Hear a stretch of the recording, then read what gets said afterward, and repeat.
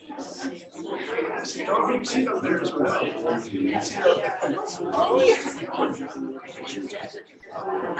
Are you sitting up here or not? No, I'm doing the bench from here. I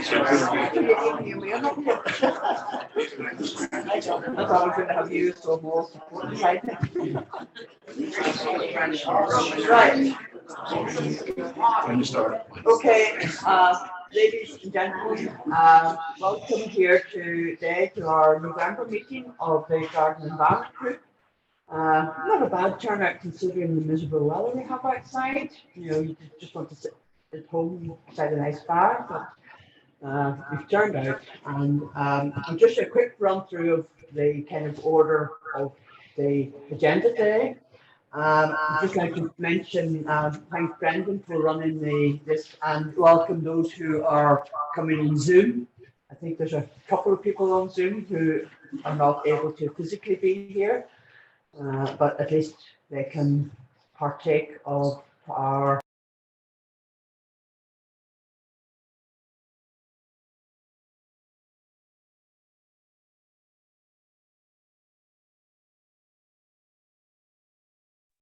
and just in case if you're asking questions later, or you know, you might be on the recording, and I'd like you to know beforehand that you are being recorded. I take back out in recording, but that's it. So be it. Not sure why that's we've got a bit of echo, so we do. And which do I?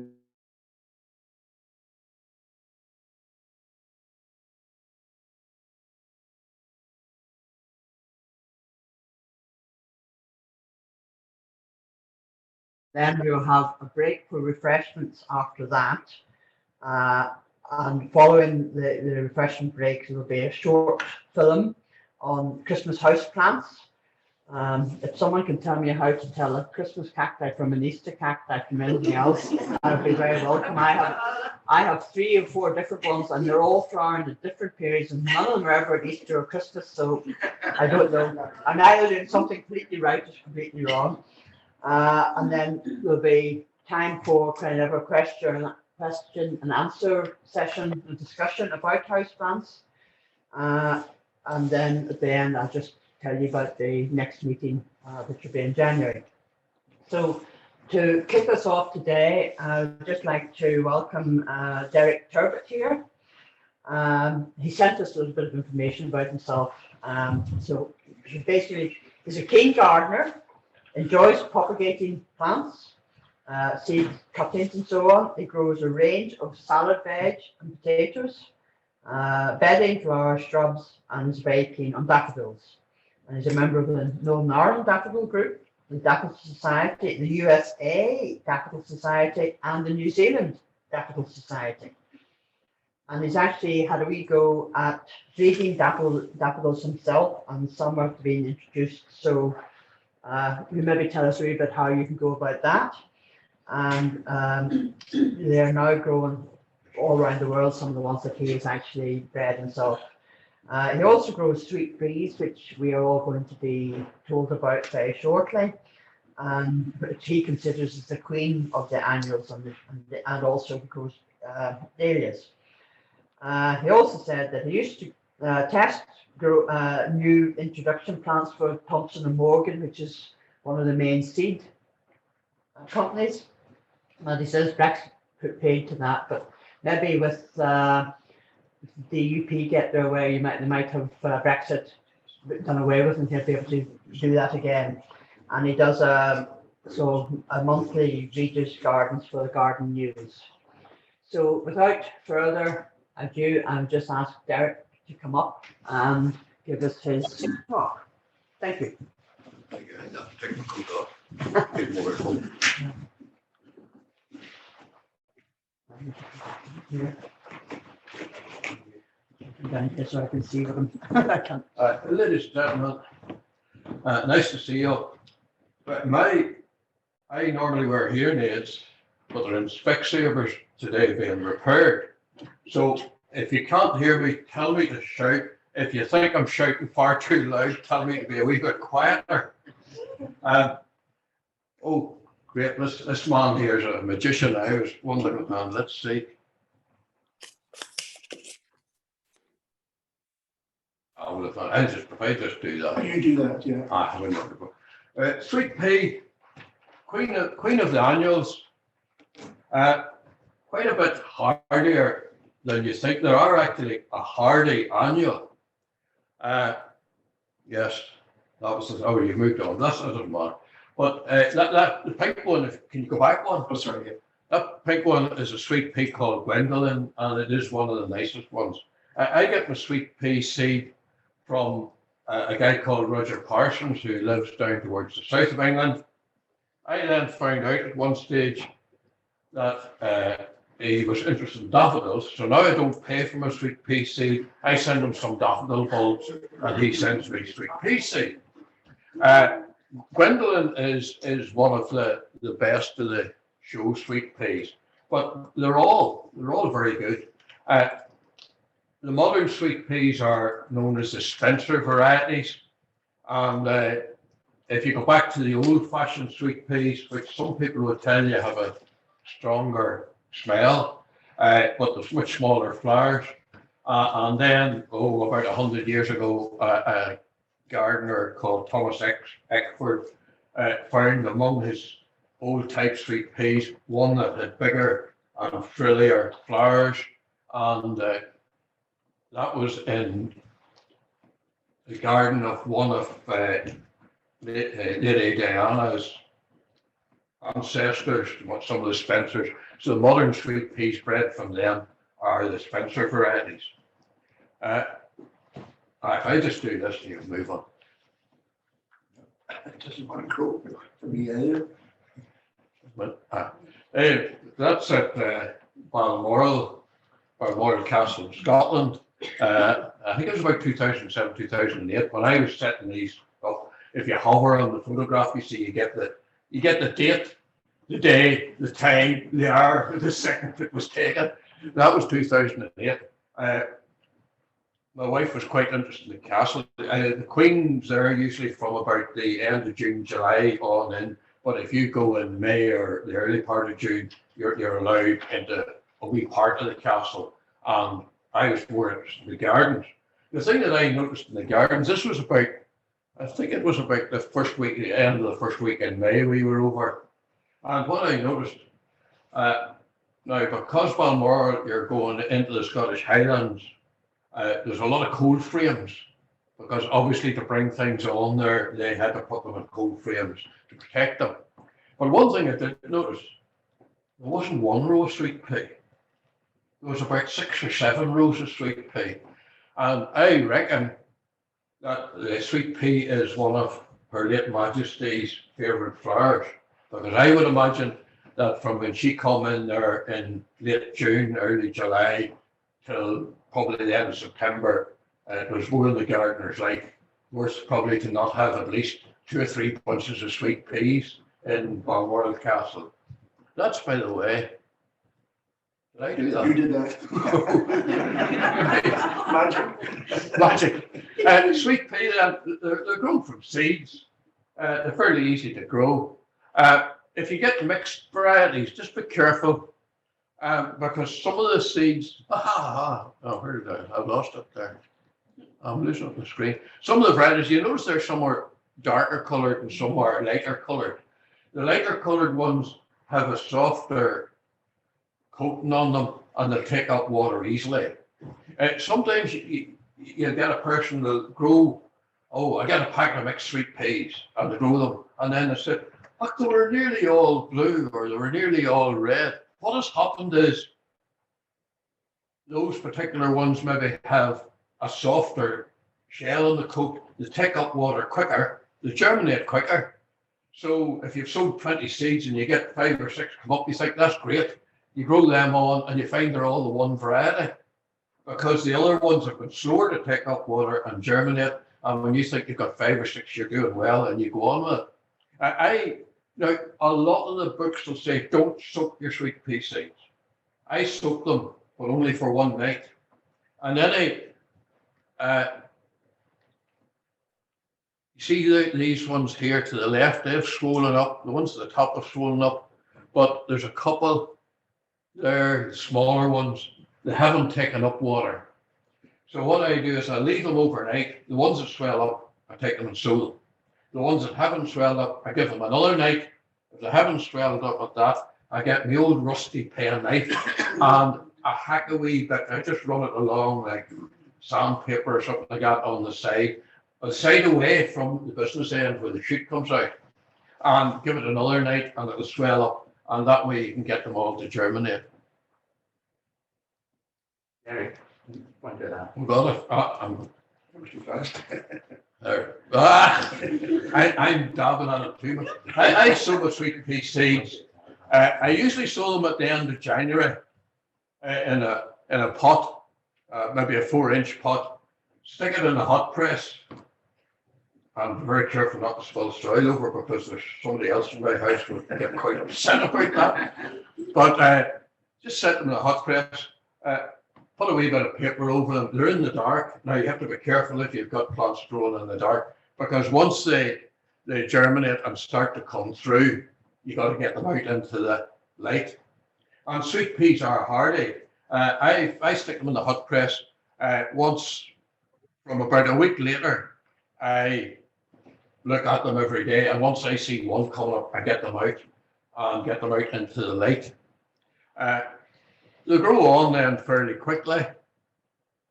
Once they've got nearly a wee bit too far, I then move them out into individual pots. Now, this year I saved some of my own seed on that variety, Gwendolyn, and I just let some. I had 2 or 3 spare plants, and I left them in the greenhouse, and I let the flowers go over and form seed pods. And I got about 60 or 70 seeds.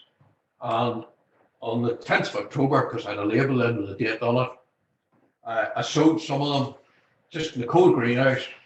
They come up, and this is them here. Now, I don't normally sow them at this time, but I wanted to check that the seed that I had saved myself was going to work all right, because it would be a bit late if I was depending on it next year and if it didn't. So they grew very well. And actually, there is a sweet pea society. I'm not a member, but you can look it up on the internet. And I see this year there's been complaints from them, moans and groans, because they usually, now in England, they would usually sow the sweet pea seed about the end of October and nurse it through the winter then. But this year, you probably know, October and nearly up to yesterday, it was much milder than usual.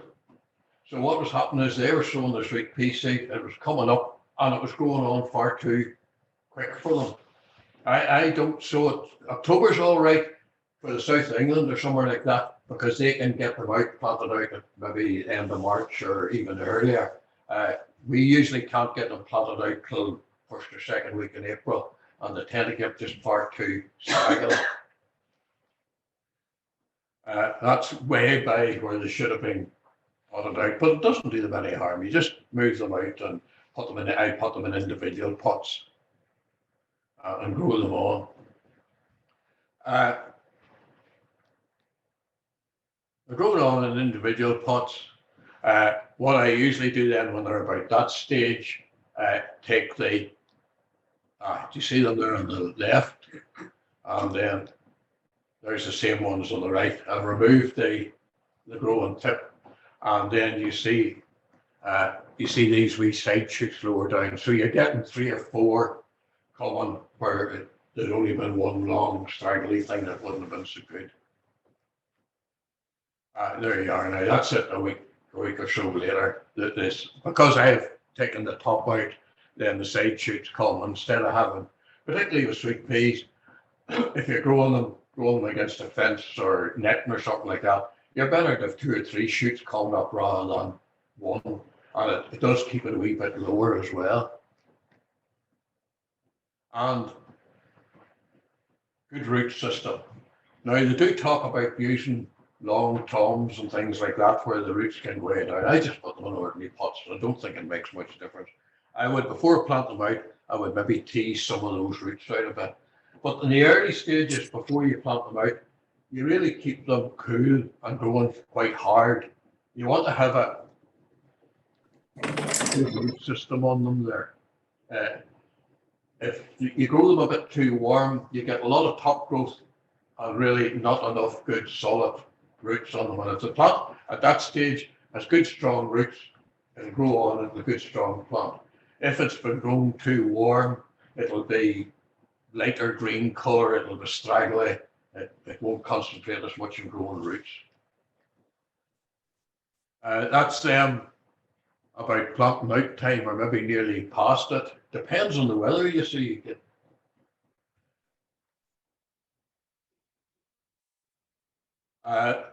Whoops, that's right, I got impatient and pressed the second time. That's sweet pea at Hillsborough Castle Gardens. And you see the way they're growing them there. The sweet pea are growing that way, you can't really see what they're growing on. But I think they'd use something like hazel sticks or something like that and had them growing up it. And they grow right up to the top. Now that would be probably well into August, and the flowers are coming away at the top there. They look very well. The only thing is, when you do grow them like that, they grow up to the top. And while they're growing up to the top, you have nice straight stems. Once they get up to the top, they tend to flop over. And you get lovely stems for flower arranging with S-shaped stems and all sorts of things. What I would advise to do is, when some of them are about halfway up, nip the top out of them, so the side shoots from lower down come and keep them going for you.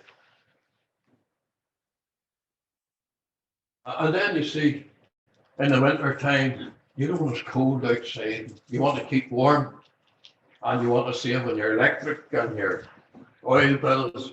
Put a coat on you and get your spade and go out and dig a sweet pea trench. That'll keep you warm. Her indoors was shouting at me the other day because I was out digging. And I said, look, she said, catch your death of cold, and I'm not going to look after you if you catch pneumonia. And, but I was out and I was digging. And the next thing, it was about 3 days ago, about Thursday or Friday last week. The next thing I had the coat off and hung it on the fence because it was very warm. But what I do is I dig. Sweet pea likes a good, deep, cool root run, so it does. And I would dig a trench there. Now, my soil, I'm in Port Stewart, on the sandy side of Port Stewart. The soil is very light, so I can dig down there. In fact, if you dig down too far, you're nearly into pure sand, because it must have been a sand hill at the time. But what I do is I then put compost in the bottom of that. I dig it down about 18 inches and put compost in the bottom. And that helps to keep the sweet peas going, because once the roots get down into that, they like it. I put the compost in, and then I put a scattering of bone meal or fish and blood or whatever you get. Some of the fertilizers are the usual one I have, because I'm very lucky, because about 2 years ago, I went to the farmer suppliers and got a 100-weight bag of Growmore fertilizer, and it cost me £22. If you went to buy that tomorrow, it cost you somewhere in the order of £80 or £90. That's what's happened to the price of fertilizers. So I've still got half of that left, because I'm only using it about a year. So then, now this is the way I grow them. To get a mic block, anybody there shouting if I know, tell me to get out of the road. I grow them up 6-foot bamboo canes. They're in a row. The canes are about 7 inches apart. Her indoors talks about the scaffolding going up at a certain time of the year. That lets you see it a wee bit better. Each plant is grown up a cane. The canes are 6 foot tall. Why I don't use 7-foot canes is, if you check the difference in price between 6-foot bamboo canes and 7-foot bamboo canes, you'll know why I don't use 7-foot ones. But as they're growing up there, I want the plant to put the strength into growing flowers. Now, sweet pea, I remember one time seeing it on a TV program, one of the better ones. It showed you, you know, the way the tendrils, and then they coil around things and support the plant. Well, they showed this in slow motion. You know, they take one shot every 10 minutes or half hour, and you saw these tendrils moving about, and then they suddenly, you know, hit something, and then it was as if they were alive. Then they realised there's something there, and they curl around it to support the plant. The sweet pea puts quite a lot of energy into doing that. I want the energy to go into flowers. So I take the tendrils off. And when you take the tendrils off, the leaves actually grow bigger because all that energy that went into the tendrils. But then, of course, if you take the tendrils off, how's your plant going to go up again, right? If you look very carefully, you'll see there's,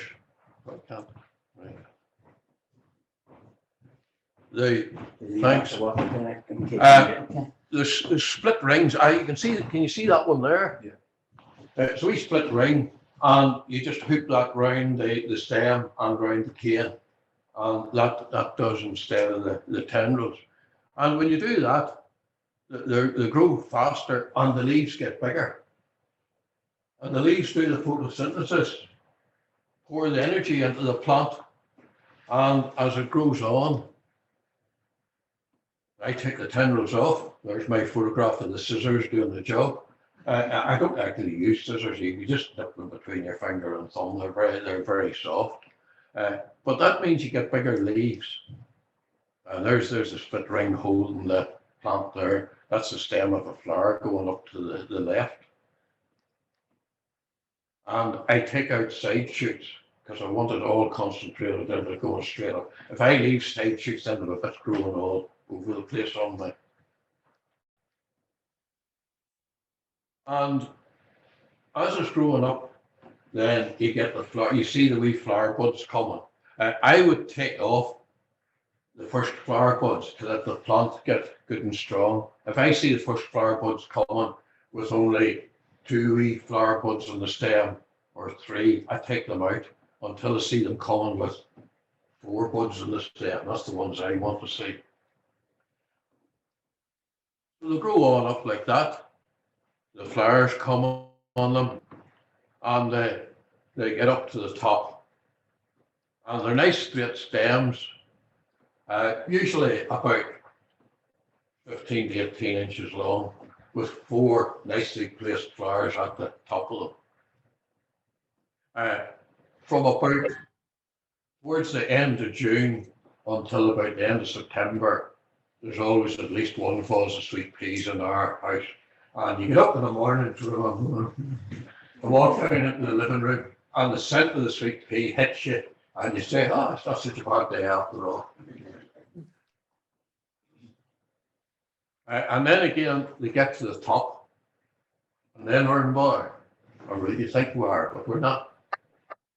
Because they get up to the top there, and then the trouble is, once they get up past the top, they flop over, and you're getting all the S-shaped stems and things that aren't so good. But the other thing I say, this is good, this reminds me of it, you do not let them go to seed unless you particularly want to seed. If you let it go to seed, sweet pea is an annual, and if you allow it to form seeds, it thinks, well, that's the next generation. Sort it now, I don't need to live anymore.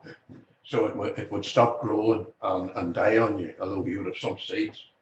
If I want the seeds, I grow a couple of plants separately somewhere else and let them go to seed. So you take off. So if I was away for a week's holidays and somebody with a neighbour was keeping an eye in the garden, I would say, look, if I see a whole lot of flowers from the sweet pea when I come back, I'll be annoyed with you. Would you please cut them and take them and use them yourself or give them to other neighbours or something like that? You must cut them.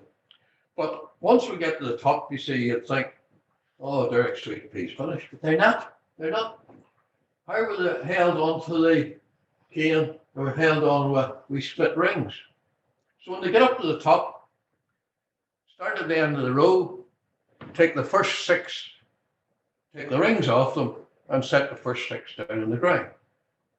Then you go to number 7, take the rings off it, bring it along, and it goes up the first cane. And you work your way right round it.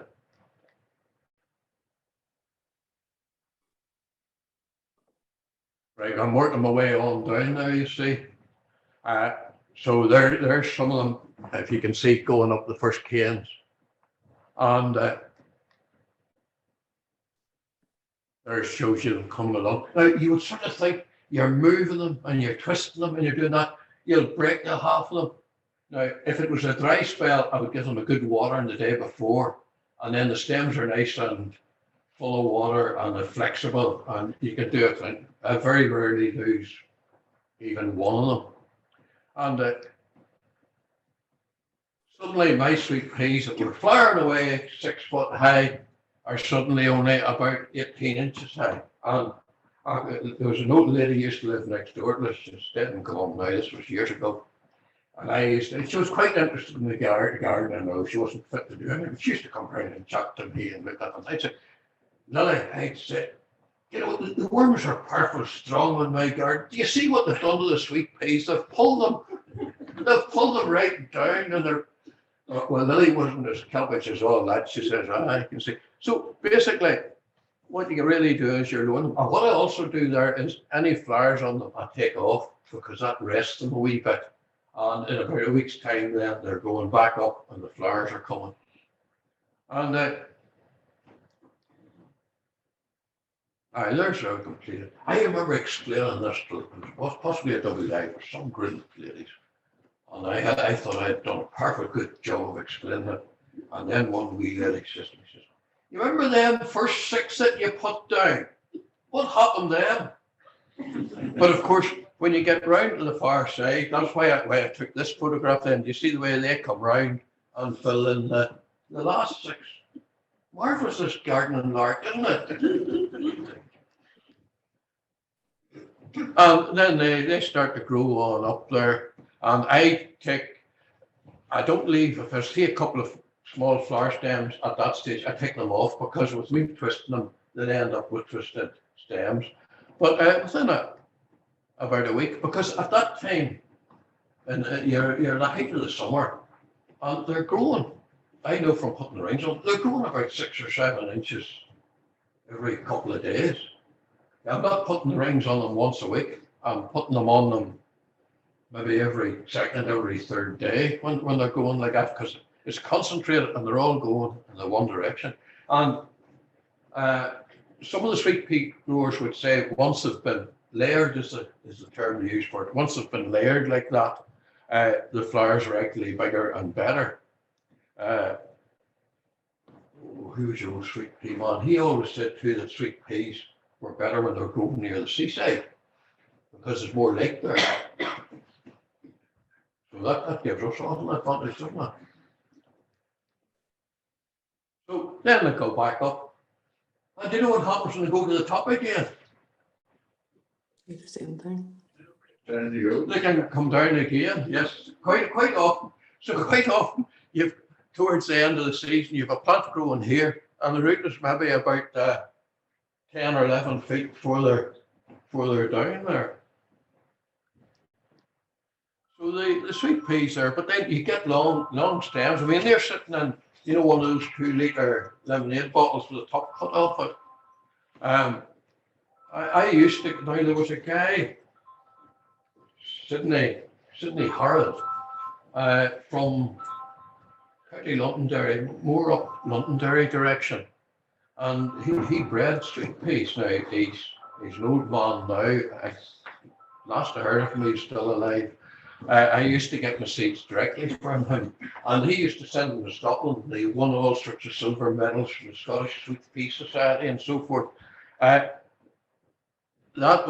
white one on the left is Glasnevin. The top one is Zilla, Z-I-L-L-A, Zilla Harrod, probably called after his a daughter of his. And the red one is something Thomas, but it's hidden in the last name is something Thomas there. I forget what it is, but obviously he named them after local things or family. And I used to get my seeds from him. He no longer does the seeds now, and I get them from Roger Parsons, England. But I like the idea of growing ones that have been bred in Ireland. That's just the same ones there, Glasnevin, and you see the length of the stems there. And I usually would grow about 5 varieties, maybe 10 or 12 plants of each of them, 5 or 6 varieties. Dave Thomas, there's the name. I'm not calling him big, put the name at the top of that thing. Or did you do some sort of logic? No. Aaron Hard, Valerie Hard is a nice one. It's slightly more pink than that. And that's Glasnevin again.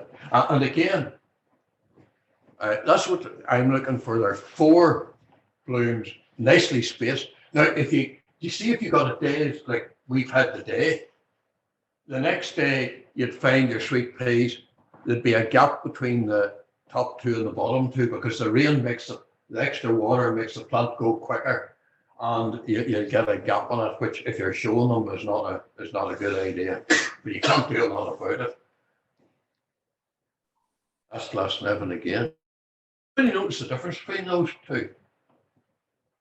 You didn't think I was going to ask you questions, did you? The one on the left is a left-handed sweet pea. The one on the right is a right-handed sweet pea. I remember being at the show one time. In the early days, I used to go to the shows. Because you meet other people that are interested in the same thing, and it's good crack. And he had all the sweet peas, he was showing sweet peas, he had them all set out. He had a bit of paper there, and he had them all set out. And he was going through them, one there, one there, one there, one there. And what he was doing was, you see that one, the bottom petal is on the left-hand side.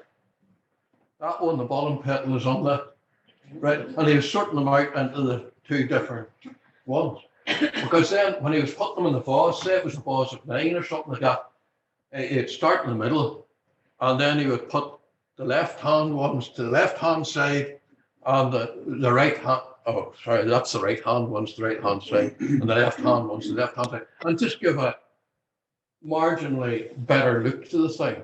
There was a better balance. I would never have thought of that when I saw somebody actually doing it. Much of the bits of nonsense that keep you amused, isn't it? That's still a hard again, so that's a right hand. See when somebody gives you a bunch of sweet peas or something like that, you see you can amaze them this year, now next summer you can say, oh, that's a right handed one. That's a left handed one. They'll probably send you to that. That's Valerie Harrod again, very nice one.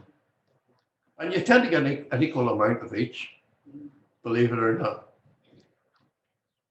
Is four blooms the maximum you get? With the Spencers, you will very occasionally get a 5 bloom one, not very often. And if you get, there are other sweet peas that will have more than 4 or 5. But the trouble with them is, by the time the ones, the 4th or 5th one down is opened, the top ones have died, and there's no real advantage because it doesn't look so good if you've got nice ones at the towards the bottom and ones towards the top going off. But there are multi-flowered ones that you can get 6 or 7. I don't see much point in it because by the time you get down to number 5, 6, and 7, 1, 2, and 3 has gone over, so you're picking them off. Just makes life more complicated. That's Karen Harrod.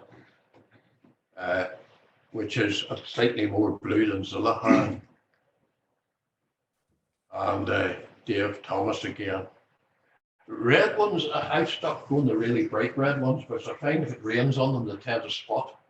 You know, where maybe a raindrop sits on it and the sun's on it. So for some reason, the red ones tend to spot. Doesn't happen so much now. That's Gwendolyn. That's some of my own seed from Gwendolyn where I was testing to see what it grew. That's up. I'm going to ask the question to them, whoever gets the answer.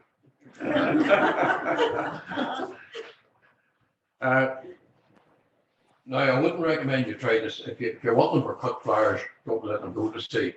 But if you're like me, what happened was Roger Parsons, the sweet pea guy in England, I would email him. I've never met him, but we email each other quite often. He asked me questions about daffodils, and I asked him questions about sweet pea. But he told me he was quite back for him about this time last year, when usually the dedicated sweet pea ones will sell their seed about late September, October, November. And he had sent a lot of seed of Gwendolyn to New Zealand. That's where they'll grow it on, with there's better conditions there for growing it. And something went wrong, and they lost a whole lot of it. And he didn't have much Gwendolyn, and that was part of the reason I saved my own seed from it, because I knew it would be in short supply. I just grew one, and I had a couple left over when I planted the rest of them out, and I just stuck them in the greenhouse, and I put a bit of wire net into them and just let them do their own thing. And they got seeds, and you can see there, because I've got the light behind it, you can actually see the seeds coming in the pod there. Nothing very complicated about it. And that's of course after I've collected the seeds. You have to just be careful once it goes a papery colour, because the plant's idea is to get the seed scattered rather than dropping right down and competing with the parent. And it does go into a twist, so if you know. But my wife got quite excited a couple of years ago. I sent away for organzo jewellery bags.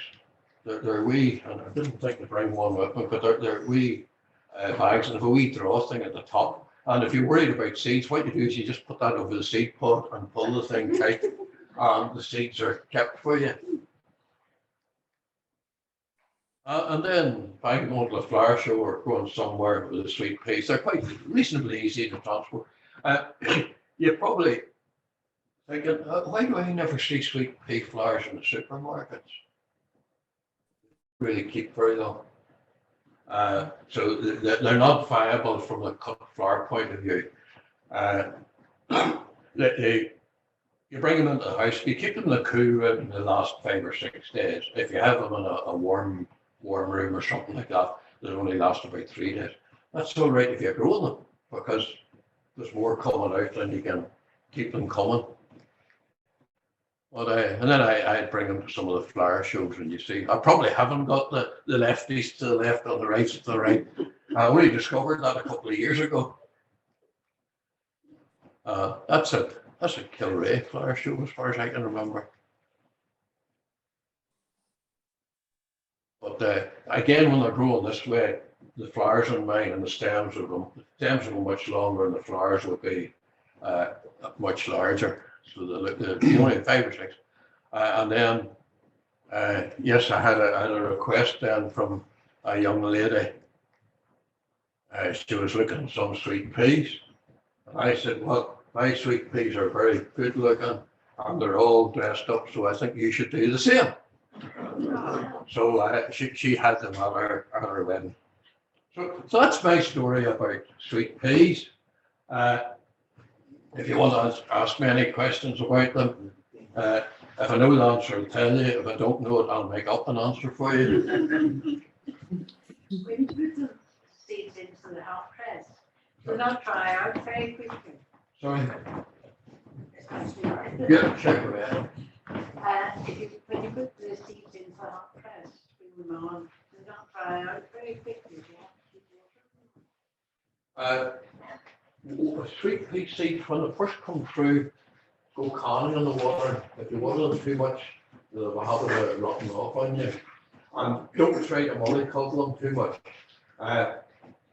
They've a better out, if you have them coming earlier, they've a better outside in the sheltered corner where they get plenty of light.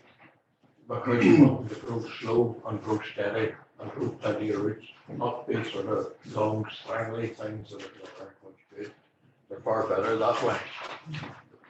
If you're collecting seed, how do you make sure that the seed is pure, that the Gwendolyn is going to come? Yeah, they haven't crossed. Yes, Yeah. haven't crossed. Sweet peas and the related pea type flowers. When they're grown from seed, Usually New Zealand is the place where they do a lot of them, but you can grow a row of red ones, a row of white ones, a row of yellow ones. No, there's not many yellow sweet peas, orange ones or any other colour. But the sweet peas are self-fertile. They don't.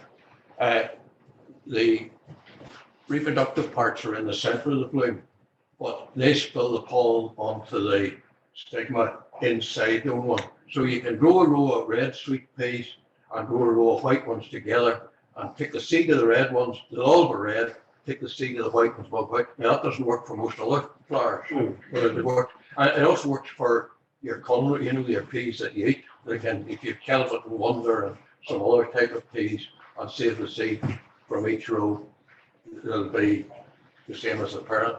Now that's sort of unusual because the usual idea is to cross-pollinate and get a stronger one, but with the way peas and that family, the legumes have it that they tend to self-pollinate. Actually, if you want to breed new ones, you have to go in there and remove the pollen of the one you want to and bring pollen from another one to it. And if you don't remove the pollen in time, you get the white from the white instead of the mixture that you would be expecting. Are they good for bees and butterflies and whatnot, the flowers? The bees and them tend to leave sweet peas well alone. Do They'll be attracted to the scent, but the pollen, they can't really get at it because it's not ready to come out. So from that point of view, maybe they're not so environmental friendly as your single dahlias or daisies and all those families. Right, is anyone, any other questions, Jasmine? Derek, is there a variety that you can grow in containers if you don't have all that space? Yeah. As deep and big a container as possible. If it's a wee shallow container, you'll find they'll run out of steam, once it's starting to flower. But if you're talking about maybe a half barrel or something like that, you'd be okay and have a few canes and things in it. A wigwam is quite good. If you can 3 or 4 canes in a wigwam and some wire netting around it, you can grow them up like that. I suspect that was the way you saw it. Remember the ones at Hillsborough Castle Gardens, something like that would be good. Now, I said I would ask a question. All right, now, first one to shout out the answer. What did you call this variety?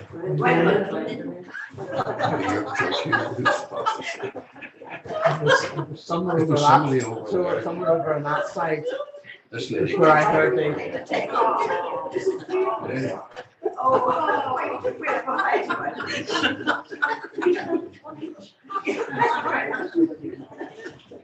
right. Any other questions? Derek, just like to thank you very, there's another question here. Yes. Any particular species Sorry. or container grown? Any particular type? Oh, there are some, I didn't think of that. There are some short growing sweet peas. There's Cupid varieties that only grow about 8 or 10 inches. They can be used sort of as bedding plants.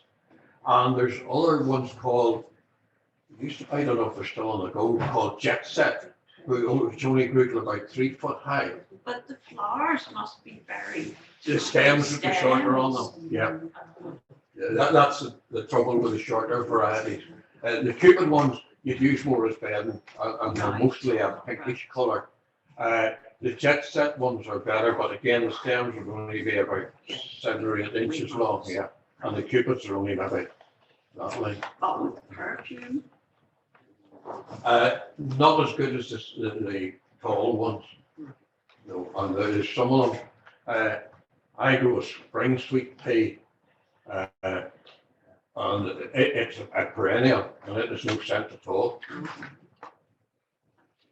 Well, just on behalf of the Garden Environment Group, well, I think we're going to have our break for That's okay, Tina, yeah. and then we're going to, you could maybe mention something about that, whenever we have a Or- discussion or- later. I don't want Okay. to interfere too much in here. So just on behalf of the group, just like to give you this little Thank you very voucher much. for, hope you enjoy. Thank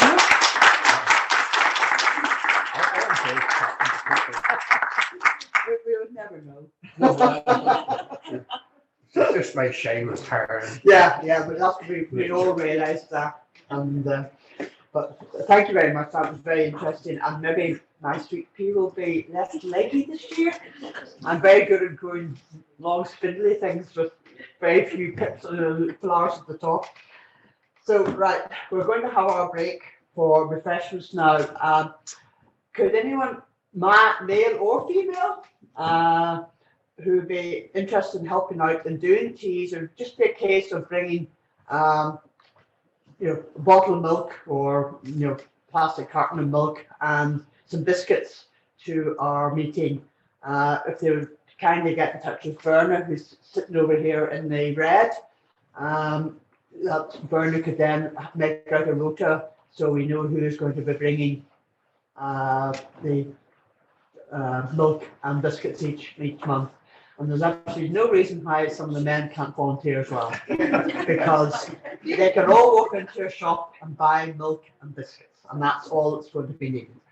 So if you let Verna know, she'll draw up a rota for you as to who's going to do what and when. I mean, we've only got another 4 months, and there's usually what, 2 people Verna, you would usually try and have 2 people each month. So, husband and wife, they could get together, or 2 friends, that sort of thing. So at that stage, there is some books over on the table here, and I don't know if there's any plants this month or not, for people to take, but to say, you could, remember that if you have any extra plants that you don't need, or don't, you've too many have grown, by all means bring them along, and someone else, what was it, one man's meat's another man's poison, and all that sort of thing. If you've got too many of one thing, someone else mightn't have any of it at all, and would be very welcome to have it. So, this is a great way of swapping and getting more plants into your garden without actually any cost, other than just carrying them in a pot to here. So hopefully over the next couple of months, especially whenever we get into January and February, where you're planting out your seeds and you maybe had a really good propagation and you've far too many seeds for your garden, someone else might be very welcome to be able to get some of your seeds plants. So we'll just, as Barbara and Alex are very nobly doing the teas this month, so we'll have a break for that, and then after that we'll have a wee bit about the Christmas house plants, and Derrick will actually say a wee bit about our daffodils, daffodils as well, which I'm sure some of you be interested in. They're all starting to pop their flowers up through the garden. Yeah, I've got 2 or 3 that are in pots, and they're about an inch high. It's all right, daffodils rock with the stones and not doing the least. No. They really like to have a wee bit of frost before they get any kind of. It's a bit like a turnip. It's never good until it's had a bit of frost. Yeah, no time. So we'll just take a wee break and have our tea and so on. Okay. Yes.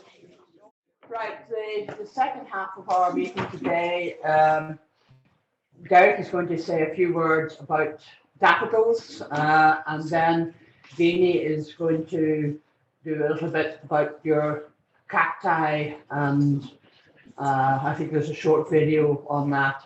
So just ask Derrick to resume his position here, and Right, well, I go fairly quick with the daffodils now. The trouble is sometimes if I start in daffodils, getting me stuff could be a problem. Whenever you see me doing this, Derrick, you know to stop. Yeah. Is there one before that? Is there? Oh, sorry. Let me just check this here. Oh, there's that. Yeah, that now, I'm not going to the 2 deep, but daffodils go into various groups. The top ones are trumpet daffodils, and that basically means that the trumpet, or the center bit, or the corona, if you want to be posh, is longer than the back petals. And then the second lot down is what's known as a large cup. It's quite large, but it's not as the length of it is less than the length of the back petals. And then the small cups, again, it's a very small cup, less than a third the length of it. You use colour codes. I could read about a daffodil and see the colour code, and then in my mind I could see what it looks like. You only get about 4 colours in daffodils: yellow, orange, red. Now, I would have difficulty telling orange from red anyway, because there's a stage where is it orange or is it red? White, and occasionally you get green, but you only get green in the eye of it. If you look into the centre of the eye, is the only place you get green. And if we look at the top left one there, it's division 1, and it's all yellow, so it's Y-Y. Come down to something more exotic. Let's take the second one in on the second row. It's a division 2, white, G. What do you think the G stands for? Green. Somebody was listening.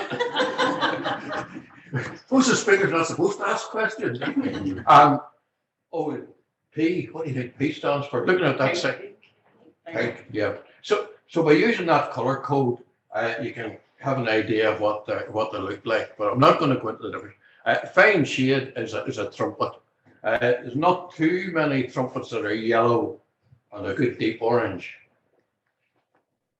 Bronze wing. One of the major breeders of daffodils in the world is Brian Duncan, and Brian Duncan lives in Oma, and he has bred. I remember one time doing a quiz for the Daffodil Society, and one of the questions was how many different varieties has Brian bred, because you could look it up. There's a thing called daffseek, and you can put in the razor and get a list of all the ones he bred. Brian got it wrong. He thought, at that time, this is years ago, it was something like 400 and something varieties, and Brian thought it was about 300. But bronze wing is one of his. It's one of the newer ones. It's a yellow pink, which some people think are very nice, and other people say no, but daffodils should be all yellow. However, that's a personal taste. Division 2, that one is the cup was just more than a third of the length. Camaraderie, some of the good varieties. Carolina Dale is Division 2. Quite a big cup, but not as long as the back petals. Bushmills. I remember when I taught in Bushmills, getting a few of that variety, and then I've got some of the kids with a handful of them outside the sign saying Bushmills outside the school, and frankly, I got it into some of the newspapers. That's a Division 3 small cup, and the name's hidden under there. Conley, 3 white, possibly orange. Division 4 is the double daffodils. They're easy. And then there's a lot of other divisions. 5 is the triandras. 6, the cyclaminius, like a shuttlecock. The petals strip back. There's some very nice flowers among the cyclaminius. And then the Division 7's multi-headed things. Division 8's the very multi-headed things. Division 9 is the poeticus. They're the ones that bloom into May, and they're quite strongly scented. The poeticus, the pheasant's eye would be the common name for them sometimes. They're nicely scented. Some of the other ones have scents. Some aren't too scented. Some are scents that aren't all that nice, but generally speaking, that's the different ones.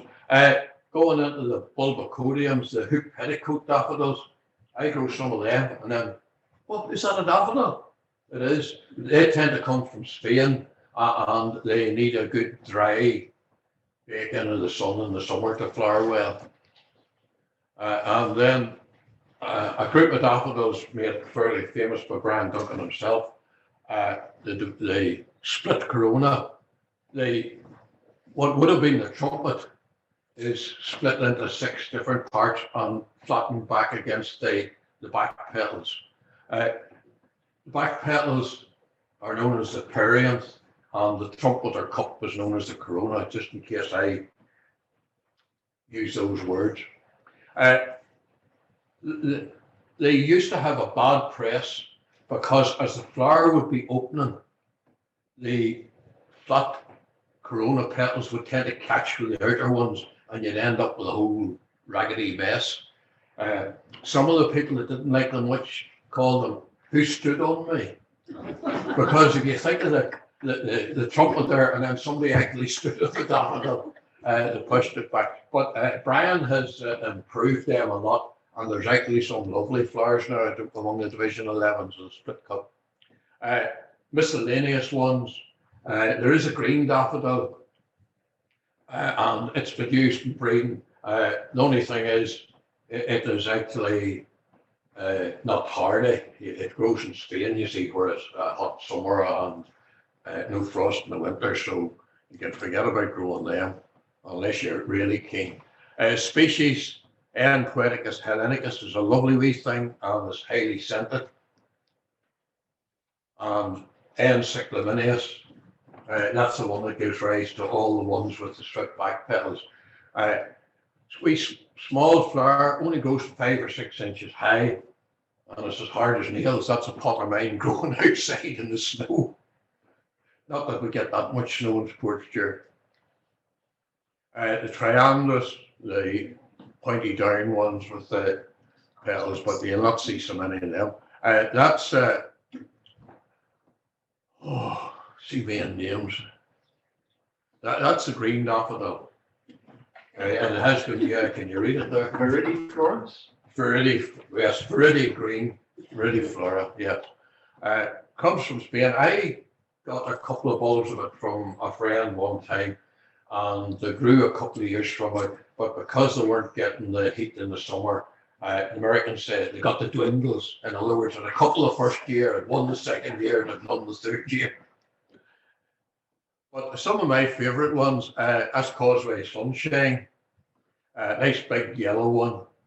I have been frequent at breeding daffodils and any I bred that are named. I'll only name them if they go to a catalogue, because I think there's far too many been named. And I used Causeway something, so that's double-edged. If you breed a lot of rubbish, people know to avoid Causeway something. If you're very selective and only release ones that are good, and I would always run them past Brian Duncan first, and he would tell you exactly what he thinks of them. Lenny Moore, that's one of Brian's ones. Causeway Sunset is one bred by me. It's grown all over the world now. When that first came out in Brian's catalogue, there was only 8 or 10 bulbs of it. You know what the price was of it at that time? £80 a bulb. Unfortunately, I wasn't getting the £80 a bulb, but still. It's down now. Most specialist catalogues and daffodils that start at about £4 a bulb upwards. Newish ones out would tend to cost 20, 25, £30 a bulb. And Brian would tell me that quite a lot of his customers that would have bought daffodils from him would say, "When you send me the box of bulbs, on no account put an invoice in with it." Now, you can probably guess why. In case the lady of the house or the gentleman of the house says it could be in reverse order. They weren't just going to tell him what's spent on them. Ashmore's a nice Division 2 white. That's an English one. Savoir Faire is one of Brian's with a yellow with a pink rim. There's some lovely colours in the modern daffodils now. That is Brook Agar. That's an American one. Again, there was a while when they were breeding daffodils, they were trying to get them large and smooth. And there was quite a lot of smaller daffodils then that were simply ignored. So about 15 years ago, they brought in, they said, well, let's have intermediate daffodils. They're not allowed to be more than 80 millimeters in diameter. And there's some lovely things in there. And they grow to about 8 or 9 inches high rather than 12 inches high. And they're actually become very popular now. And Brook Agar is one of the first intermediates. Garden News, Purbeck, just to show you the different colours. I'm going through these. Magic lantern, that's an American one. I have grown it, but I never get that much orange in it. You get the orange only coming in it as it's dying. Bred Song, that's one of the late Kate Reid's from Rockshane. She bred and worked with daffodils and did quite a lot of work on the Poeticus, the Division 9s, the Pheasant's Eye type ones. And Menahay, that's one of the split corona ones. Do you see how much that's improved compared to some of the other one I showed? Double daffodils, Dorchester was one bred by Brian Duncan. It was the first double with pink in it. I think the first time it was in the catalogue, it was 100 pound. And that's maybe 20, 25 years ago, when a pound bought you a lot more than it does now. Don't need to tell you that. And the other one is Wampums, a New Zealand one, not quite as pink.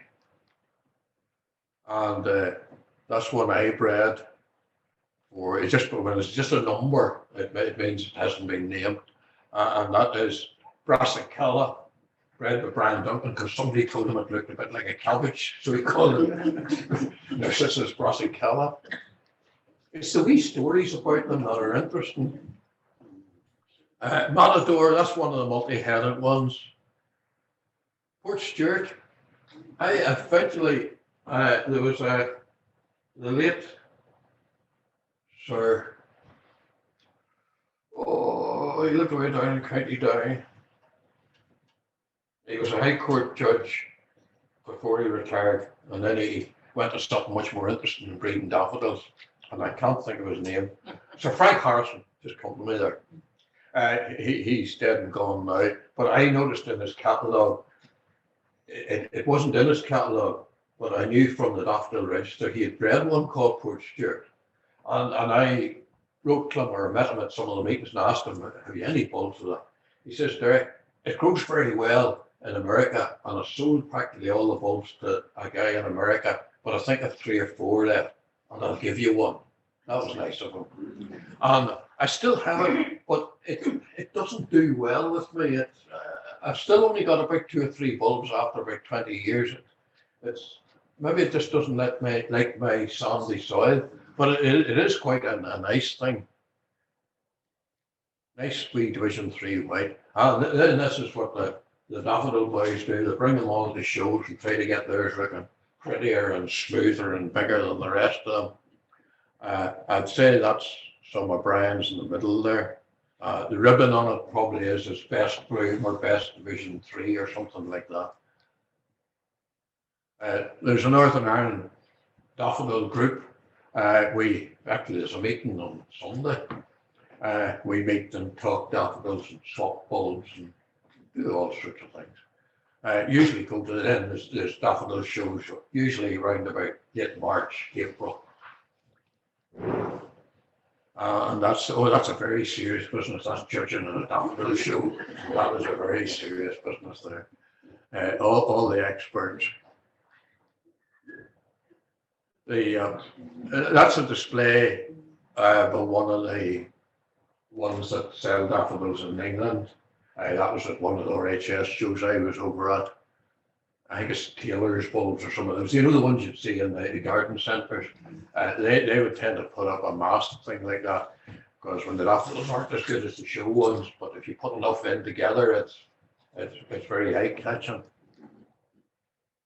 And there are some folks still go for the old-fashioned daffodils. There's a firm way up in the north of Scotland, Old Daffodils, and .com or something like that, and they grow the older varieties. I don't grow so many of them. In fact, I don't grow any of them, because I have half a notion that some of them could be virused, and I do not want the virus getting in among my ones. Having said that, there is a lot of people like the old ones. There's a likeness about them, but it does take more of them to make a bunch. This would be in the springtime. You see, maybe there's a show on Saturday, right? Some of the daffodils are too far on, so you're bringing them into the garage and keeping them cool in the dark. Some aren't far enough on, So you put them out in the conservatory in the sunshine, and it's where you get a bit schizophrenic. You see, you're trying to do two things at once. And again, I have a crate full of milk bottles that away. The time when you got milk in bottles, I used to keep some of the bottles, and the milkman never complained about it. So probably about the only person that has a couple of dozen milk bottles. How do you get them to London? Courtesy of EasyJet. You pack them in a box and tissue and all sorts of things, and hope that they don't get into the plane that way. You have all sorts of fragile stickers, but I don't know if that helps or not. Some of those boys are fragile, right? But usually most of them get there. Funny, my son is trained as an engineer, and he looked at that. He says, that's an aluminium box. How was that welded? I said, well, I used to be one of the daffodil boys, worked in Harland and Wolff years ago. and he made boxes for us. And I inherited that one from somebody. And then you'd have the same, you see at the other end, you bring them. I used to go across to the RHS shows in London in bygone years. That was the Amateur Championship of Ireland. That would be my 12. Starting from there, 4, 4, and 4. That was the year I won the all. It wasn't the Amateur Championship; it was the Open Championship. Brian Duncan at London winning the Englehart London RHS show. There's a cup, Englehart Cup, for somebody who breeds daffodils, showing 12 of his own varieties. And Brian Duncan has won it about 25 times, maybe 20. He was most upset because he was hoping to get, I think he's won it 23 times. He was hoping to get 25, but he hadn't reckoned on COVID. So there wasn't no shows for 2 years. And there was 1 year, the daffodils were very late. And Brian actually won it was the first one to win the Englehart using miniature daffodils, because the miniatures tend to be earlier than the standard daffodils. I think the show was in early April that year, and Brian didn't have 12 of the standard, and he entered those and won with it. So that was the first time I won with it. That was, I haven't bred enough to be able to put up 12 flowers, but I was able to put up 6 flowers and win the 6 blooms for the exhibitor in the same one. Those are all the ones I have bred there. That's one of the characters from the daffodil group. We would have our own competitions, and one of them is the trophy there. And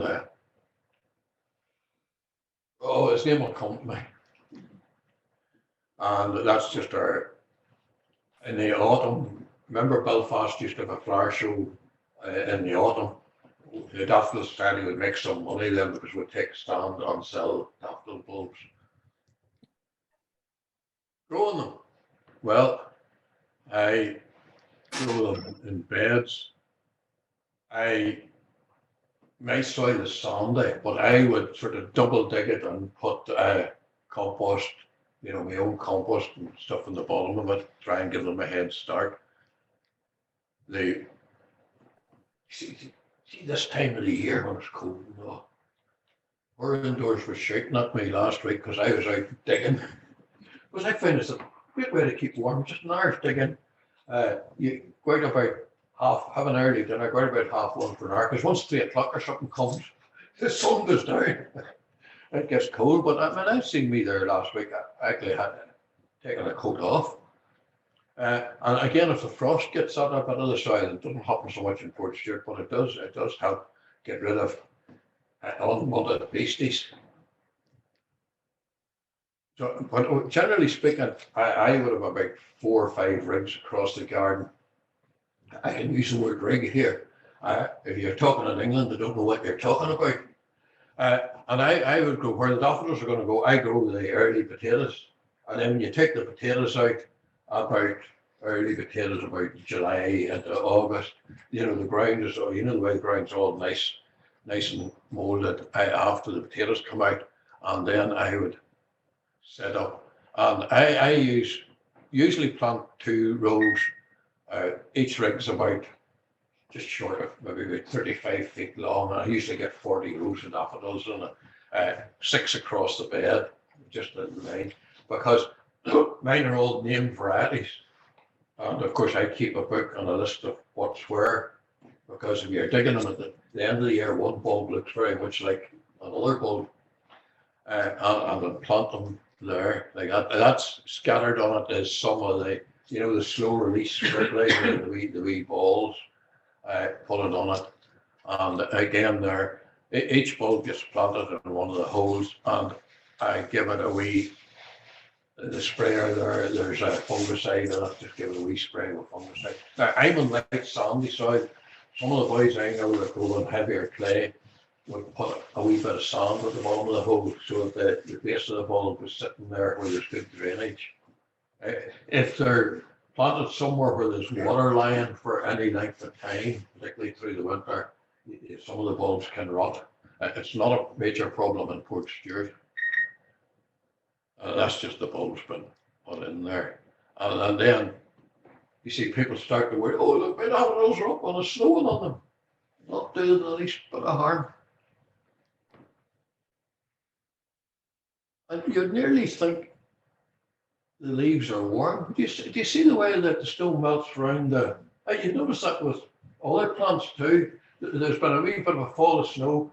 It's starting to melt, but it seems to melt quicker around the plants. Now, I don't know whether the plants have their own wee radiators or where they're connected up to power NI or what, but I've noticed that many a time. There's a research project for some of them.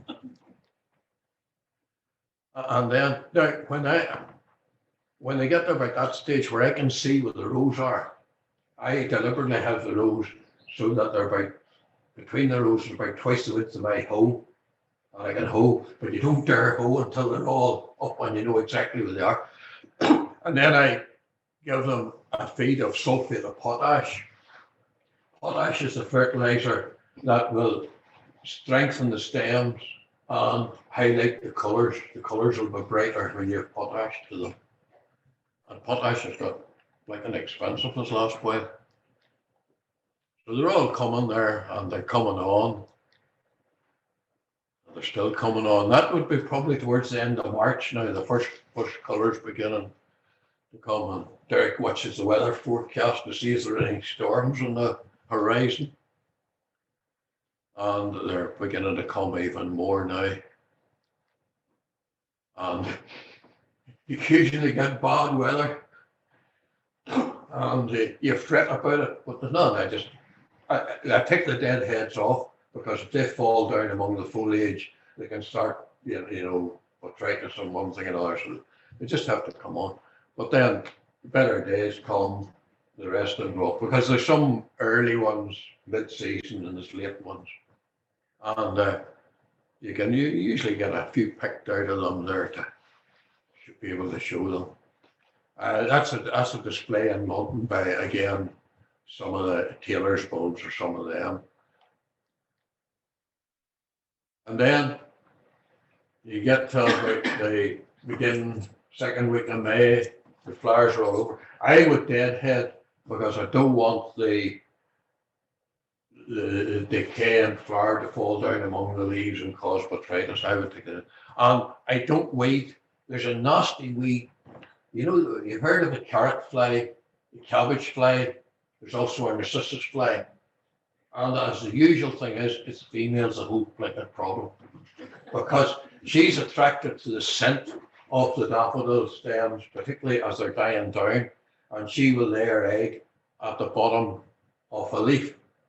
And then when the leaf rots, and dies down, there's a wee hole left there that goes right down to the bulb. And this wee egg hatches into the wee maggoty thing, and it goes maggoty down to your bulb and eats into the bottom of the bulb and has a great time there eating the centre out of the bulb. So what I do, I leave the weeds and things in them there, because that makes it harder for her to get in there. And then when the foliage does die down, I take it off. See, there's the foliage off. I take that off and I go up and down the beds. heaviest boots to tromp in all the wee holes and give a headache to any wee maggots that are there. And that seems to work fairly well. That's the organic way of doing it. The other thing is, if you buy a daffodil bulb at this time of the year, or even earlier, next year's flowers in the centre, do you see it there? I split a bulb. I read about this, and I split the bulb. And I missed the flower because I was expecting something the size of a match head. But it was actually, a couple of centimetres long, so that's your... I can't think it. Doesn't seem to work on that. But that's the first leaves that'll come through, and then that's the stem and the flower there. So if you buy daffodil bulbs this year and you get good strong bulbs, they're bound to flower next year because the flower is already in the same when there's with hyacinths and things like that. Tulips are different. They're not the same sort of a bulb. They don't have the layers like an onion. Again, lifting the bulbs, let them dry, but not in strong sunshine. All right for a day or two, a bit of sun, but don't let them get too much, and then just clean them. And the trouble is, one bulb looks like another.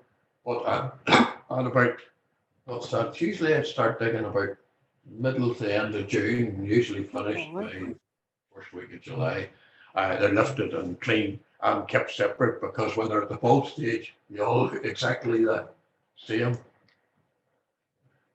Breeding daffodils. I always thought the daffodil is almost a perfect plant to explain to kids how pollination occurs because the reproductive bits are fairly large. In the daffodil, you have the stigma. That's the center bit there, and that goes back down to the ovules in the potential seed pod.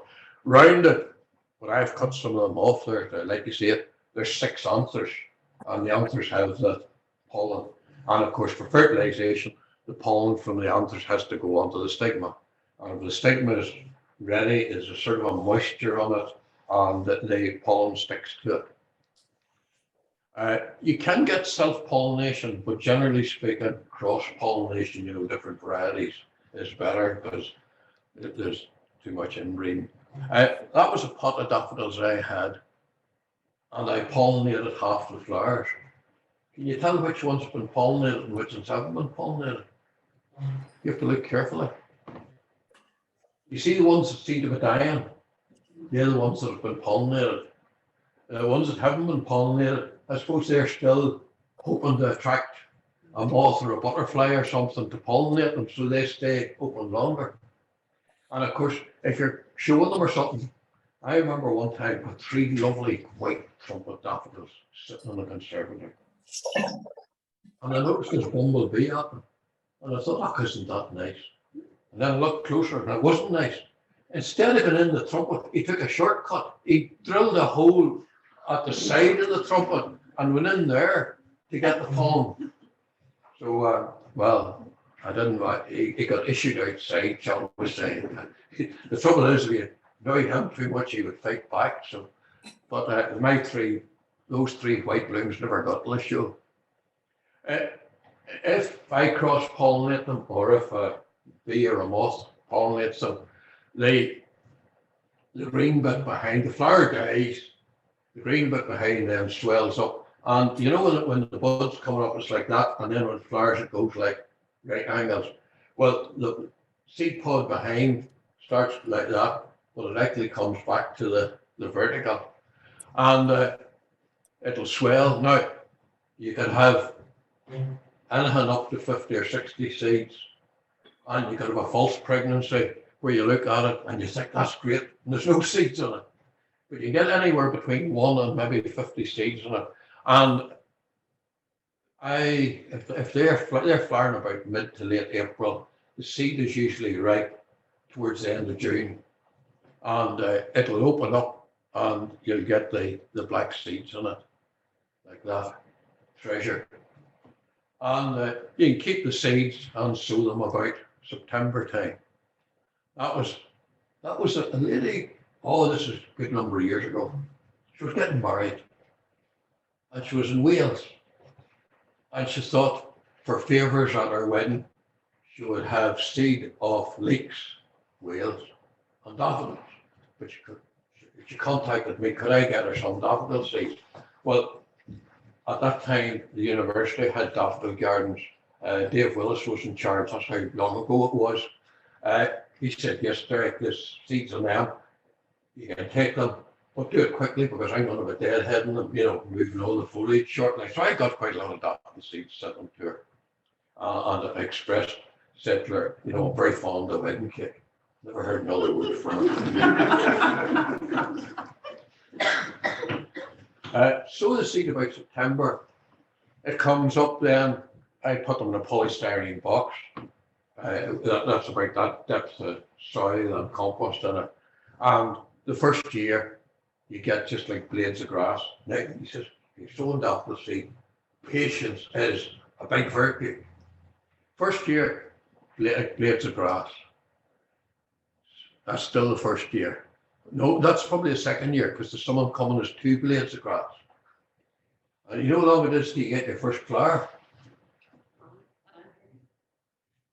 Occasionally the 4th year, more likely the 5th year and the 6th year. But as Brian Dutton said, but if you sow some seed every year, you've only the one initial weight.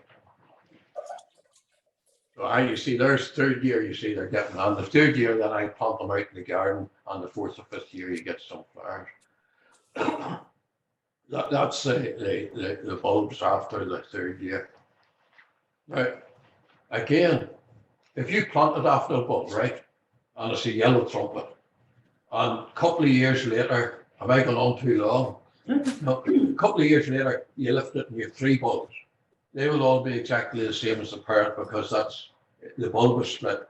But if you grow them from seed, some of you have children, grandchildren, they're not the same as you, they're not the same as your husband, they're a hybrid, they're somewhere in between.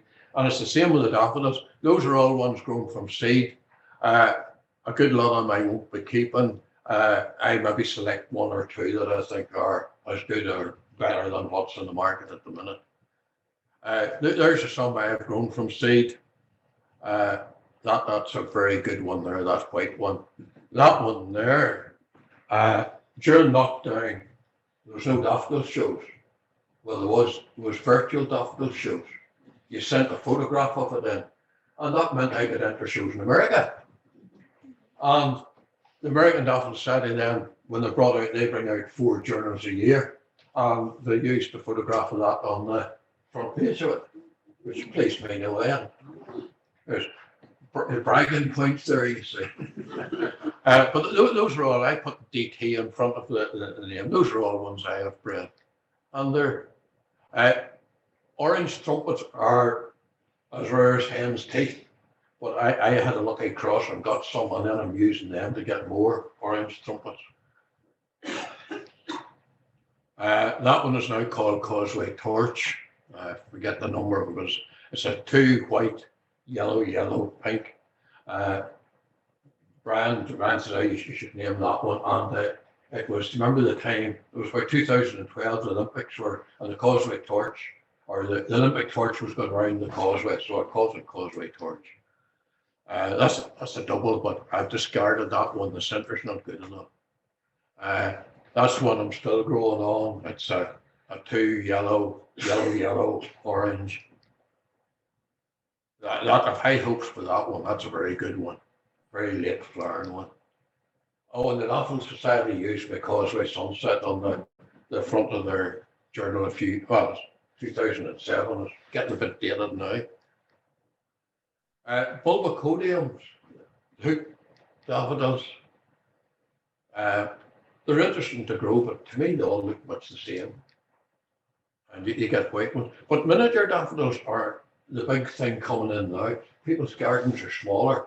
So miniature daffodils that grow only about 6 inches high are very much in demand. And there's a good range of them. Gypsy Queen, the one to the left, Rover Eye to the right. And they're only, miniatures have to be less than 20 millimeter, in diameter. So they are quite small, but they're nice wee things. That's the hoop petticoat one again. Another hoop petticoat one that's not as tidy. And you do get white in them as well. Cyclaminius hybrids. I'm just skipping on through them now. Small ones. One called Small Talk. Is it? These are just different miniatures. Small Talk is good because that was a row put down on the second year, a row of single buds, a single bulb put down. Second year, nearly like a miniature hedge, about 6 inches high, far away. Just the same as the big yellow trumpets, only small. Small. I was trying to get white miniatures, and again, cyclaminius ones. That's a good one there. Bulbocodiums, I've lost interest in them now. See, growing from seed, you see you get the mixture, white and yellow there. And more white ones. The white ones are the ones. Look, there's a lady that breeds them in England, and she puts them on eBay, and she's getting 120, 150 quid for one bulb. There's idiots that will spend that sort of money on them. I'm far too miserable. I just breed me home. White yellow too in the miniatures. I like that one because that's Division 6, but it's got a yellow tip to the trumpet, and I think we need some of the famous people. Guy Wilson from Brockshane, late Guy Wilson, Daffodil Gardens, and I'll not advise you to go to see them now because it's an absolute disgrace. There's no labels, no nothing. They're all overgrown. It's terrible. That's when Dave Willis was in charge, and they were good at the university there. That's one. Kenny Bacon from Ballymoney sent me that for. Derrick, can you find out anything about this guy? And that was quite a number of years ago. And Kenny said that was taken in Ballymoney, and that place is now a car park. And I had heard nothing, and I showed it to Brian Duncan. He didn't know anything. And Brian emailed me about 2 weeks ago. Derrick, have you still got that photograph? I have been asked about a man called Cunningham who grew daffodils in Ballymoney, so maybe we're going to find out something about him. Kate Reid, Brockshane, late Kate Reid, she moved them across. Do you see in the far distance the row of daffodils? And then she moved them. He says, keeping them on new ground all the time, but she had a whole field to work with. Brian Duncan himself, Neil Watson from County Down is growing them now, and that's some of Brian's best display put on for the Daffodil Group one time, and that's some of his creations. And he's trying to get an all pink daffodil. You see the pink flush on the petals there. There's some bodies that'll come up and eat the flower, and what you don't do is pull that flower off, because then you go to the next one. If you leave it there, you go up that one again, you go out with your torch and send them to daffodil heaven or snail heaven. And there's other parts of the world, they've even more problems than us. Australia and all, they have kangaroos chopping through their daffodils. So on that, this was the time Gardener's World come over to me to take some photographs of the daffodils. And they stayed in the York Hotel, arrived at our house at 8 o'clock that morning, left at 5 o'clock that evening. And when I came on Gardener's World, it nearly lasted 4 minutes long. Right, I've talked more than 4 minutes. Thank you very much. Right. Well,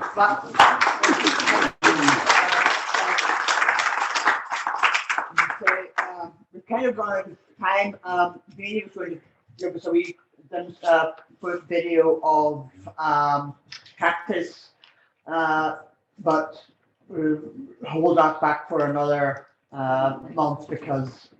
Kate, does anyone have any questions for Derrick about the daffodils? Are the people in Northern Ireland grow for the wholesale market? Bulbs, yes, flowers, no. Esker Farm, Dave Hardy is now taken over Brian's and Neil Watson's stock and is growing them down in Oma.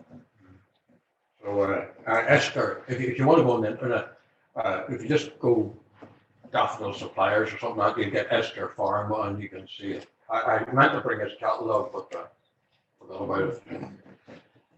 Well, if no one else has any questions, then just the next meeting is actually on Monday, January the 23rd, which is actually the fourth. There's 5 Mondays in January, and the first one would be the bank holiday. So we've moved to the 23rd.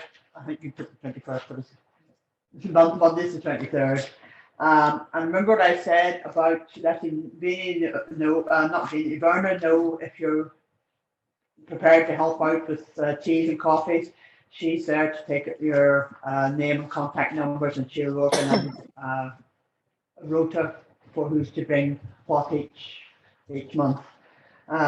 In January, we'll probably ask Vinny to give us the video and so on about the Christmas cacti, well, just the cacti in general.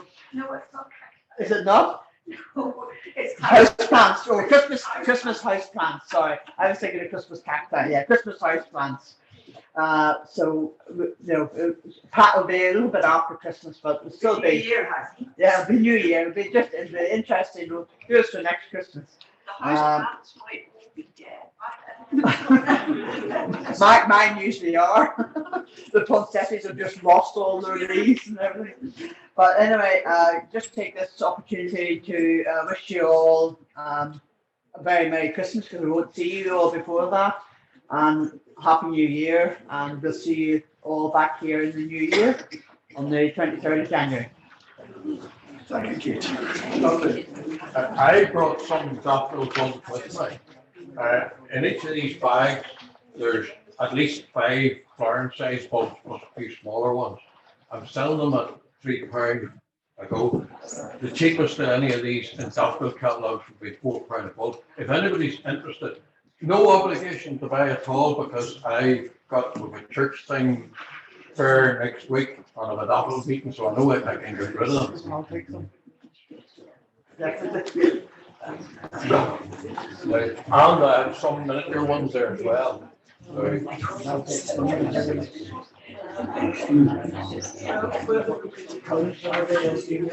Thank you, Brian.